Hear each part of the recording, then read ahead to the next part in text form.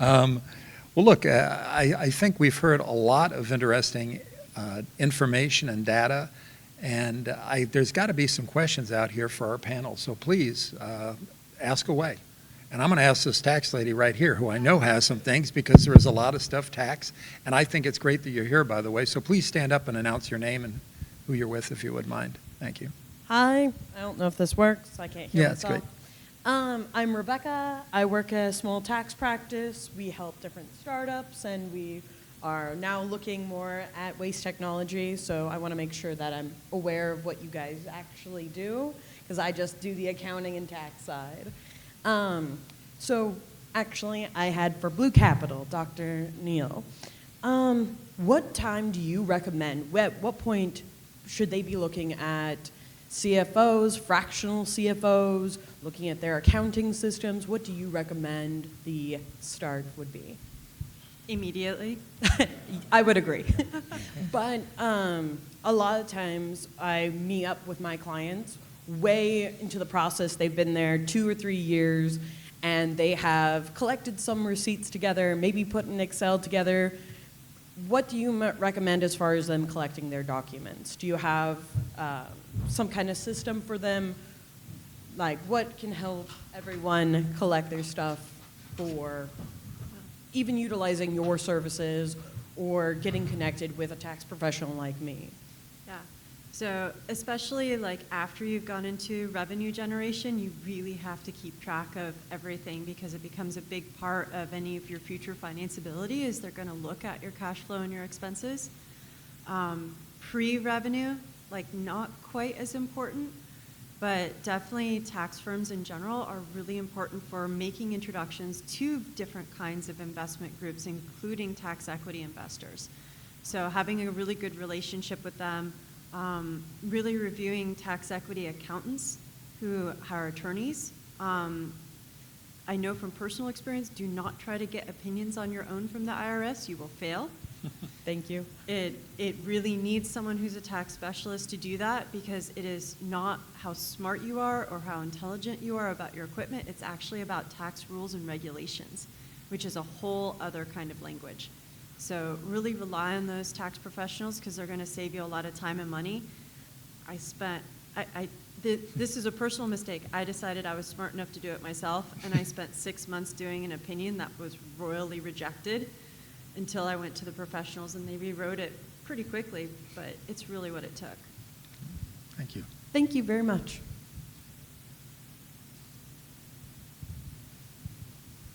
Well, I got a question here from Michael.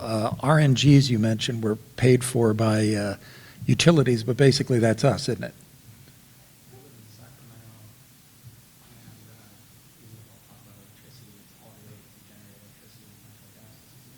Yeah, there we go. Since I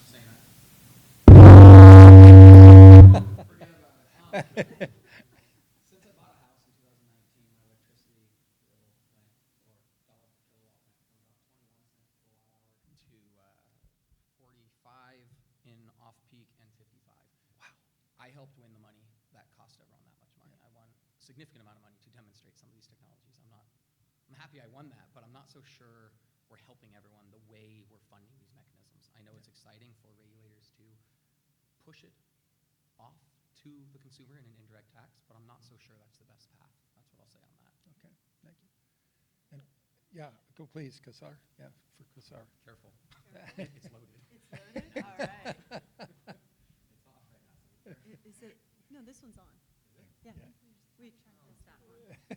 So, I actually have a question for you. And how do we pronounce your name? Kawsar. Kawsar. Okay, so Kawsar. I've got 2 loaded questions. One is AB 199. So that's the composting rule for sales tax exemption. So one of the things I've come across recently in the composting rule is one of the landfills which you guys oversee does not have their tax exemption status for AB 199, which is broadly used in the agricultural industry space for anaerobic digestion of composting products and technologies. I would really love them to get it. It'll save them 7.5%. That's a lot, especially when they're buying millions of dollars of composting equipment. That's a big deal to the landfill and landfill operations and reducing tipping fees. Second is I would like to see some methods that are specific to reduction of greenhouse gas emissions at landfills and transfer stations that are applying to the California cap and trade. And you may know better than I do if there's anything like that, but I'm not sure that that exists yet.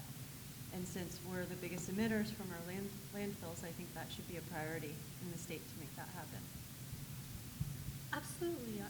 Thank you so much for the comments. We can certainly talk about getting the compost tax exemptions for those facilities in LA County.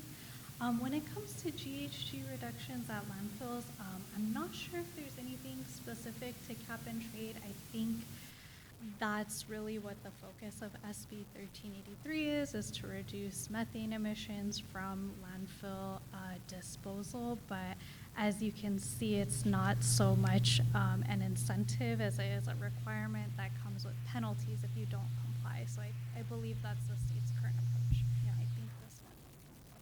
They're all a little finicky today. I was thinking specifically about biological amendments on landfills and having data on reduction of greenhouse gases by putting those amendments on those processes.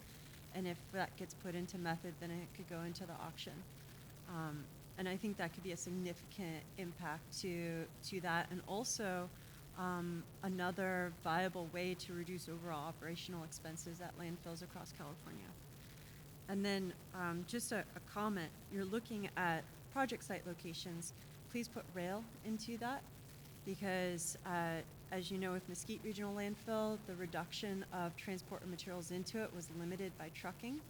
So if you are only limited by trucking of waste going into that facility, you may be limited by volume of trucking standards, which you won't be by rail spurs. Because they're repurposing coal cars. All coal cars are running out, so the leasing of that is really important. I talked to Trinity Rail, UP, BNS. They'd love to repurpose these things and use them to ship waste. They would love that. That would be, and then you have the STIX codes. You get, and it's just the most efficient energy way to ship too. So you also have your scope 3 gets affected by all of that stuff. So yeah, that's great. Any other questions? Don't make me call on you because I will. That's who I am. Okay, you think I won't? Okay. Oh, wait, no, I'm not coming to you again. I'm going to this AMP guy because he made contact with me. Come on, AMP, you got it. Come on, I know you got a question. So we have a project on the East Coast where we're going to be making biochar, and we're looking at carbon credits, but it's obviously going to be in the voluntary market. Do you think there's a future where you can push carbon credits into more of a cap and trade system, even though you're not regionally in that market? So if I'm not in California, for example. Absolutely, and we're putting together projects that are EU ETS projects in the United States. So it's a trick. I'm not going to tell you the answer right now, but it's a trick. And can we talk later about it? We can talk later about it. Fantastic. Small question. With lawyers, what point do you believe they should be contacting lawyers? Do you usually recommend lawyers first, tax accountants first? When setting up their corporations, is this another wait for the revenue? At what point?